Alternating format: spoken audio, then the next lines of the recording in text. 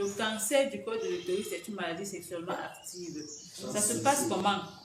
L'homme porte dans son sperme le virus du cancer de l'utérus qu'on appelle le HPV, le Human Papilloma Virus. Ça ne lui fait rien. C'est-à-dire qu'il est juste porteur, ça ne le rend pas malade. Mais dès qu'il dépose dans le vagin de la femme, ça va se localiser au niveau du col et commence à agir progressivement. Ça prend son temps. Ça prend son temps. Et pour passer du stade de l'infection au stade du cancer maladie, il y a d'abord le stade précancéreux qui se manifeste par des saignements de contact. C'est-à-dire, pendant le rapport sexuel, elles se retrouvent en train de saigner. Pour celles qui ont la mauvaise manie d'envoyer le doigt dans le vagin pendant qu'elles se lavent, dès qu'elles touchent le col comme ça, le col saigne, le doigt ressort avec le sang. Ça, c'est un signe qu'elle est déjà à la phase précancéreuse du cancer.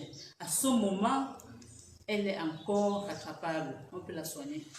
Donc, le cancer du col, c'est l'un des cancers qui se traite facilement quand on le dépiste tôt.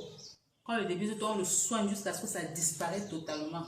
Mais, je redis encore, c'est une maladie sexuellement transmissible. Quels sont les facteurs favorisants?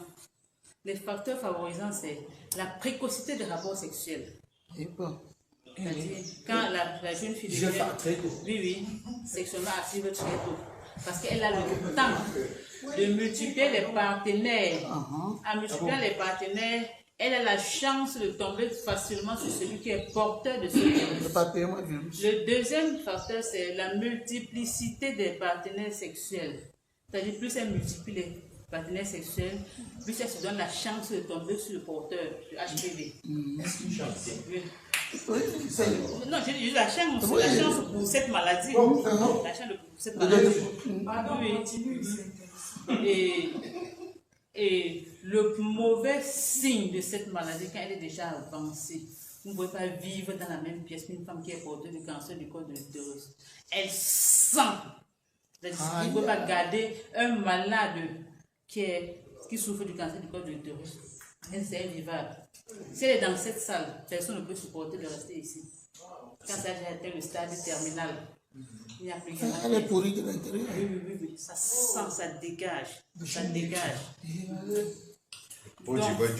C'est pour ça que je suis entrée, on parlait des myomes. Quand on a un cas comme ça, on parlait des myomes et autres. Les myomes, ça embête, c'est vrai. Mais le myome, c'est quoi? Qu'est-ce qui favorise les myomes? C'est la nature qui a horreur du vide. Quand tu arrives à l'âge où il faut que tu accouches et que tu n'accouches pas, qu'est-ce qui se passe?